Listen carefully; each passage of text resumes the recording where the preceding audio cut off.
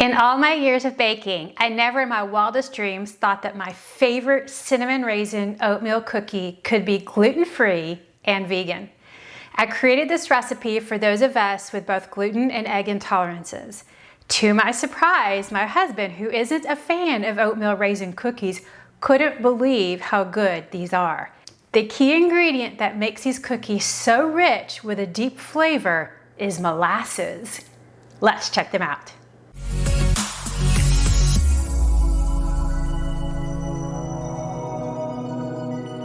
For the ingredients, you'll need chia seeds, coconut oil, brown sugar, granulated sugar, molasses, vanilla, cinnamon applesauce, gluten-free oats, gluten-free flour like Namaste, ground cinnamon, baking powder, baking soda, salt, and raisins or currants. Let's start by making the chia egg. Now, if you're not vegan, you can totally use one large egg in place of making a chia egg. But we're going vegan today. So in a small bowl, we're gonna add 10 grams, which is 1 tablespoon of chia seeds. I love adding chia seeds to granola bars and cookies because they have a great amount of protein, a healthy fat, and the omega-3 fatty acids, which is what we all need in our diet. To our chia seeds here, we're gonna add 45 milliliters, which is 3 tablespoons of water. This is just regular tap water.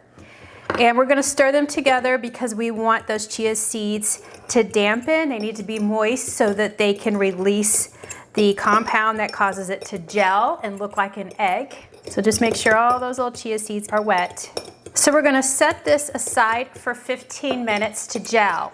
So once this mixture has gelled, the chia egg will have a similar consistency to a regular egg. Thus, you can use chia eggs in most cookie recipes in place of eggs. So this is my go-to egg substitute for most cookies.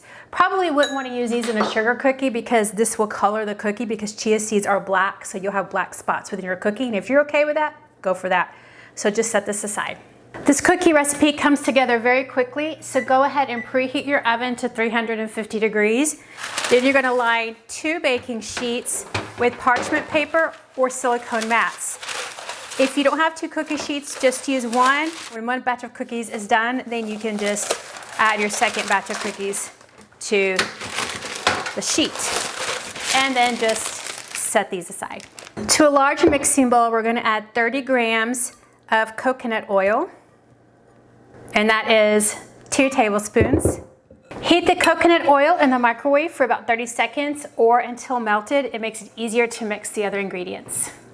To our bowl of melted coconut oil, we're going to add 144 grams, which is 3/4 cup packed of brown sugar, and 50 grams, which is 1/4 cup of granulated sugar. So I definitely put more brown sugar in this cookie mix than I do others because we really want that molasses flavor to come out with the cinnamon and raisin. It's gonna be really nice and lots of depth of flavor. So we're gonna mix these 3 ingredients on medium speed. Start slow so that the sugar doesn't fly out. And this is gonna be a crumbly mixture, so you just wanna mix until everything is combined. All right, now we're gonna add our secret ingredient, which is molasses. With my bowl on the scale, we're gonna try to do this. You wanna add 15 milliliters, which is 1 tablespoon of molasses. It doesn't sound like a lot, but it's gonna make a huge difference in this recipe. Molasses adds a lot of richness that you won't even detect. It's a little sticky, so it keeps the cookies moist. Our molasses is nice and placed in the center there. To that, we're gonna spoon in our chia egg. Notice how gelled this chia egg is. The seeds are moist, so you're not gonna have any crunchy bits of seed. We're gonna add 1 teaspoon of vanilla. I love to add vanilla in most every sweet recipe I make. And we're gonna add 63 grams, which is 1/4 cup of cinnamon flavored applesauce. So it's just plain applesauce with cinnamon in it. I love when I bake, if I can, to layer ingredients because those ingredients provide depth in your overall flavor. So the layers that we're creating here, we're gonna have cinnamon in the oat flour base and we have cinnamon in our applesauce. So cinnamon is just going to create those layers of spice throughout the cookie. And then we're gonna mix again until everything is smooth. All right, let's take a look at our wet mixture here. Okay, once it's blended, everything is smooth, you're gonna set the mixture aside. To a large food processor, we're gonna add 193 grams, which is 2 cups of oats. I'm using old-fashioned, but you can use quick cooking. And then we're gonna pulse the oats until they resemble coarse cornmeal and smaller oat pieces. All right, so when you take a look, some of the pieces are broken down to almost look like flour. The others are just smaller oat pieces. To our ground up oats, we're gonna add 138 grams, which is 1 cup of gluten-free flour. You can use any gluten-free flour that you want, so an all-purpose flour that is. You can also just use regular all-purpose flour. I've done that in this recipe and it works fine. Here's our second layer of cinnamon, which is just gonna enhance our cookie. And this is 2 grams, which is 1.5 teaspoons of ground cinnamon. We're also gonna add our baking powder and baking soda. So this is 4 grams, 1 teaspoon of baking powder, 2 grams, 1/2 teaspoon of baking soda, and 3 grams, 1/2 teaspoon of salt. And then we're just gonna pulse everything until it's mixed and combined and no white flour streaks are throughout. Make sure you disperse that cinnamon. All right, that looks pretty good. So we're just gonna pour the flour mixture here. Notice it's a little bit too gritty. We're gonna pour that into our wet ingredients. Then we just wanna stir this until it's well mixed. That was nice and combined. Okay, so then we're gonna add 1 cup, which is 160 grams of raisins or currants. So if you look at my raisins, I've got some that are pretty plump in here, nice and soft. So if you have dense, hard raisins, because maybe they're a little old, they've been in the pantry for a little longer than they should, you can soak them in boiling water to cover for 10 minutes, then drain the raisins, pat them a little with a paper towel to keep them from being so wet. They'll be nice, plump, and soft, and then they will be great for adding to your cookies. I've soaked my raisins before. They're great if you have hard, dense raisins. If not, mine are pretty soft and plump already today. They're pretty fresh, so I don't feel like I need to soak them, and I've done both, and they both work fine. So then we just want to fold in our raisins. Make sure that they're all mixed in. If you don't like raisins, you can also use dried cranberries. You could throw in some nuts as well if you prefer. With this dough, you don't need to refrigerate it or anything. We're just gonna take 1 tablespoon, which is about walnut size. I'm gonna use my ice cream scoop because it makes the perfectly sized cookies.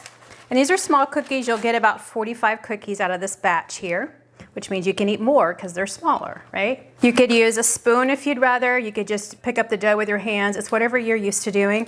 You wanna place them not too far apart on the baking sheet. These will not spread because they do not have much fat in them.